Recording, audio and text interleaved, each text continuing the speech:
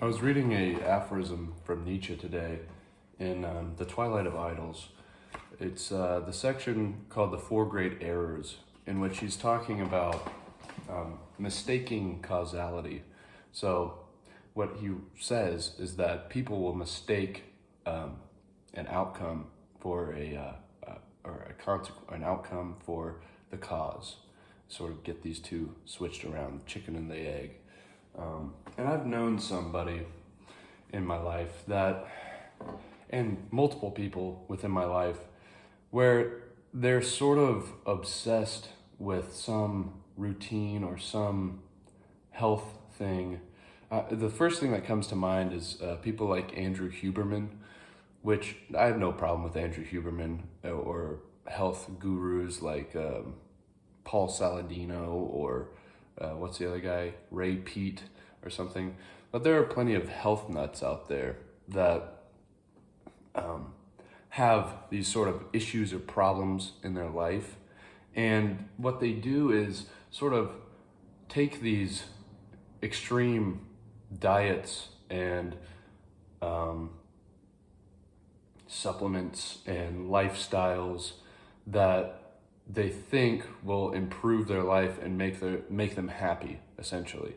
They will be more happy and able to function, right? So if you don't get your perfect optimal 9 hours of sleep, if you don't eat raw liver, if you don't eat raw bull testicle, then you will not be optimal, because this, we found out through Andrew Huberman podcast that this is the optimal way to live.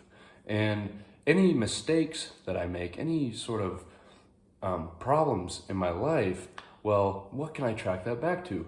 Well, let's see. I performed poorly at work. It must mean that, oh yeah, that's right. I got 8.5 hours of sleep, so I didn't get the full 9, so I'm not quite optimal there. I forgot I didn't have time to eat my raw liver, and so I wasn't able to properly function. I also forgot to ground in the morning and look at the sun directly for 30 minutes. So I'm not in my proper state, and that's all because I didn't follow the correct Andrew Huberman way of life. So that got me thinking a little bit about this, and I think it's sort of related. I'll go ahead and read you the second aphorism within this section here. It says, "The most general formula at the basis of every religion and morality is, quote, do this and this, refrain from this and this, and you will be happy. Otherwise, ... Every morality, every religion is imperative. I call it the great original sin of reason. Immortal unreason, rather. In my mouth, this formula is converted into its reverse. First example of my reevaluation of all values. A well-constituted human being, a happy one, must perform certain actions and instinctively shrinks from other actions. He transports the order of which he is the physiological representative into his relations with other human beings and with things." So, I'm going to pause here. This also relates a little bit in my brother's Karamazov video when I was talking about Alyosha. That Alyosha doesn't really have to try to love everybody. He just loves everybody. So he is already happy, and therefore he is virtuous. He doesn't, he's not always happy, but in a general sense, he's a happy individual. And so he loves everybody. And contrast this with many Christians, many, you could say moralists in general. They seem to mistake this of like, well, my book tells me that I must love everybody, and therefore I do. I love them. But it's sort of a spiteful loving, isn't it? In a lot of senses. And this is what I would consider the true distinction between the true Christian and the non-Christian is the happy Christian are the ones that I see the most virtue out of, and the ones that are sort of Some of them will use it as a sort of coping mechanism, it seems, to deal with hardships, which is also very Nietzschean idea or Nietzschean thought process, is that their circumstances dictate their actions. So since they have no other choice but to act in a certain way, they create a system which posits that as the correct way and the most positive way to live. It says, well, I'm this way, so therefore it is virtuous to be this way. It's not that they're necessarily realize this, it's just that it happens.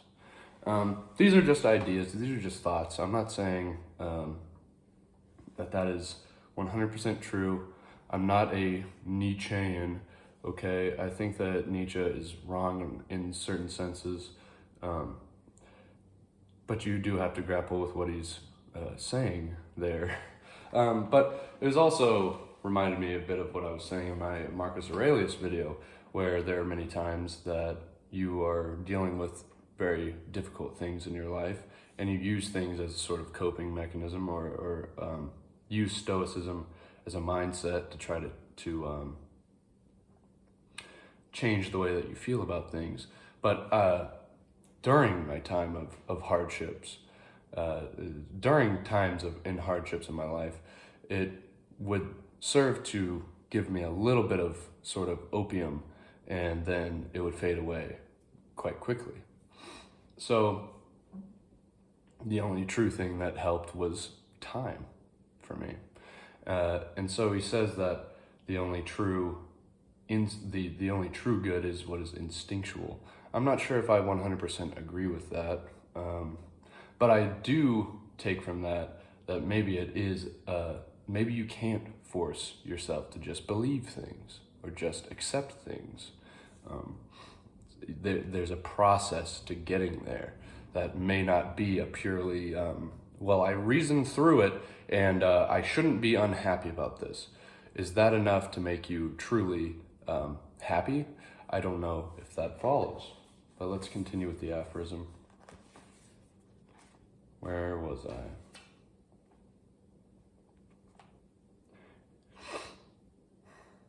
In a formula, his virtue is the consequence of his happiness. Long life, a plentiful posterity, is not the reward of virtue. Virtue itself is rather just that slowing down of the metabolism, which also has, among other things, a long life, a plentiful posterity. In short, Cornerism. Cornero, I think that's how you say it. He was a religious man in, I think, Italy in the 1400s or 1600s. I don't recall. He wrote he had a very sort of strict base subsistence diet that was healthy for him, and he lived a very long time. Nietzsche says in actually the first aphorism here that what Nietzsche thinks about it is that he was just naturally had a slow metabolism and happened to live a long life based off of genetics, many other things. But what he did was he ended up sort of universalizing something that worked for him and saying, well, since it worked for me, it must be the universal thing. Also, not only that, it is moral to eat this base subsistence wage, which is okay for me. So everybody should be applying this diet in order to be optimal. Okay, so he was kind of an Andrew Huberman. So, in short, Hubermanism as its outcome. The church and morality say, a people perishes through vice and luxury. My restored reason says, when a people is perishing, degenerating physiologically, vice and luxury, that is to say, the necessity for stronger and stronger and more frequent stimulants, such as every exhausted nature is acquainted with, follow therefrom.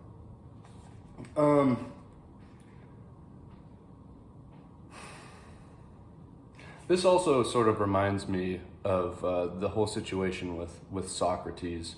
The Athenian people mistook, is that the right word? Mistook? Socrates as the cause of them losing the Peloponnesian War.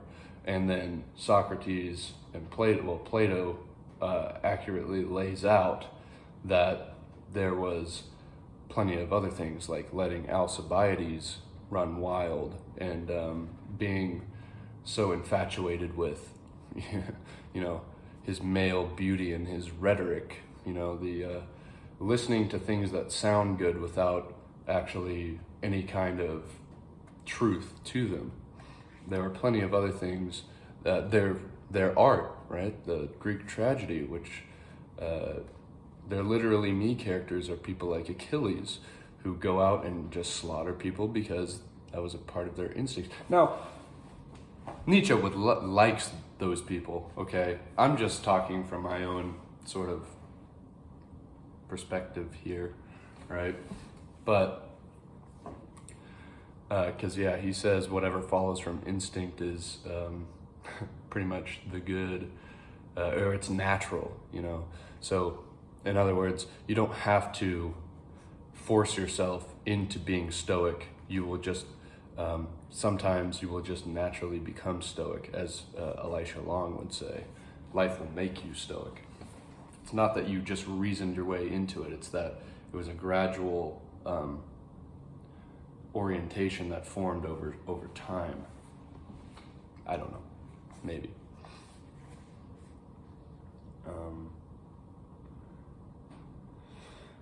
A young man grows prematurely pale and faded. His friends say, this and that illness is to blame. I say that he became ill, that he failed to resist the illness, was already the consequence of an impoverished life, a hereditary exhaustion. The newspaper reader says, this party will ruin itself if it makes errors like this. My higher politics say, a party which makes errors like this is already finished. It is no longer secure in its instincts. Every error of whatever kind is a consequence of degeneration of instinct, degradation of will. One has thereby virtually defined the bad. Everything good is instinct, and consequently easy, necessary, free. Effort is an objection. The god is typically distinguished from the hero. In my language, light feet are the first attribute of divinity. So, the city of Athens was already sick. And as a result of the sickness, you see, they were already degenerating. That's why they became sick, right? So it's not the result of Socrates, in my opinion. Nietzsche might disagree. He would actually probably take the opposite. He would hate me for what the video that I'm making right now. He would hate that I just said that, probably. Maybe. I wish I could pull him up on the holodeck right now and talk to Friedrich Nietzsche. Because AI have you guys seen that on Instagram where they have AI people, kind of like the holodeck in Star Trek, where you can just talk to LeBron James. You can talk to Goku on the phone. Actually, it's kind of impressive. You can talk to them and they have AI voice sort of mimicking the people. Anyhow, what else do I want to say about that? I think that there are some interesting things about this, thinking about politics in the United States. The conservatives will say that we are degenerating, and it's because of say, like, oh, there's the transgenders. That's why our society. That's a bad example.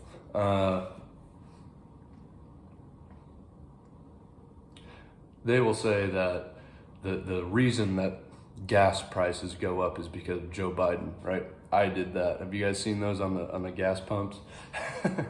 You can see these things, but I do think that society, cultures do naturally degrade and become farther and farther removed from the instincts that the culture first had, and you get farther and farther away from this. And I've said this before, that we start getting ironic about things, like, and I've noticed this within myself, that me and my friends sort of ironically joke about being like super patriotic and like what's the thing, like I kneel to pray, and I stand and salute for the troops, that kind of thing. This sort of past generations patriotism is almost become like a sort of a meme that we ironically are into. But I think that's a sign that you've moved farther away, and you can either interpret that as that everything in the past was less refined and bad, and therefore we're progressing, or you can say that was the original strongest state, right? Back in World War II, back in the 50s, everything was just perfect in the 50s, right? And so we've degraded.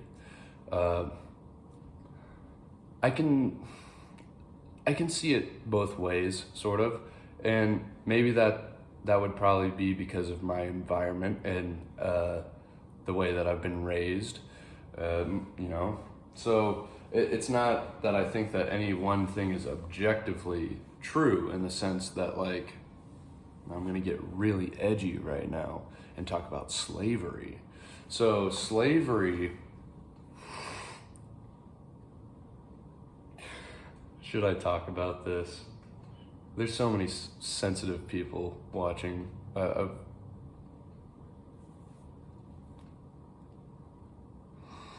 Our opinion on slavery has greatly changed, okay? In the same way that climate activism, we may look back at our past selves, our car driving selves, as being almost the same moral evil as owning a slave, right? This is not a super deep take or anything, but you can kind of understand this, like the Overton window zeitgeist shift over time, essentially. I forgot how I got there. We started off talking about diet. I really don't follow any particular diet, to be honest.